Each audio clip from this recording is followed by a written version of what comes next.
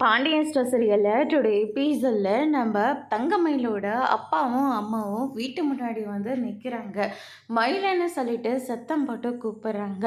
என்னாச்சு சம்மந்தி, வந்ததும் வராதமா வெளியே நின்று சத்தம் போட்டுட்ருக்கீங்க, உள்ளே வாங்க அப்படின்ற மாதிரி சொல்லிடுறாங்க. உங்ககிட்ட பேசுறது இருக்கட்டும், முதல்ல எங்கள் பொண்ணை வர சொல்லுங்க அப்படின்ற மாதிரி சொல்லிடுறாங்க.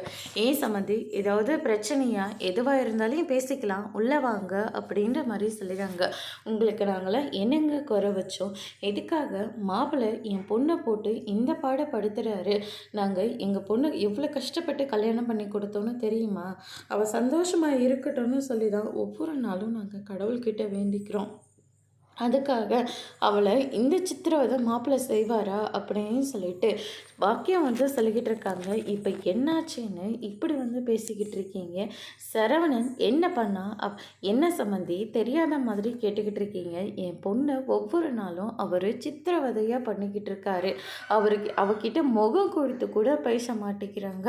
அது மட்டும் இல்லை, எங்கேயாச்சும் போகணுன்னா கூட சந்தேகத்தோடு பார்க்குறாராம். நாங்கள் என்னங்க அவருக்கு கொடுமை பண்ணோம்? எல்லாமே முறைப்படி என்னென்ன செய்யணுமோ எல்லாத்தையும் தானே செஞ்சோம். அது பத்தாலையா அவருக்கு? அப்படி அவருக்கு வேற ஒரு பொண்ணை பிடிச்சிருக்குன்னா வேற ஒரு பொண்ணை கல்யாணம் பண்ணியிருந்துருக்கணும். அதை விட்டுட்டு என் பொண்ணை கொடுமைப்படுத்தினா நான் இதெல்லாம் பார்த்துட்டு சும்மாவே இருக்க மாட்டேன் அப்படின்னு சொல்லிட்டு பாக்கியம் வந்து பயங்கரமாக பேசுகிறாங்க. இவங்க வேற ஏன்னா இப்போ வந்து இந்த விஷயத்தெல்லாம் பேசுகிறாங்களோன்னு சொல்லிட்டு தங்கமேல ஒரு பக்கம் கூப்பிட்றாங்க. அதோட முடிச்சிருக்காங்க.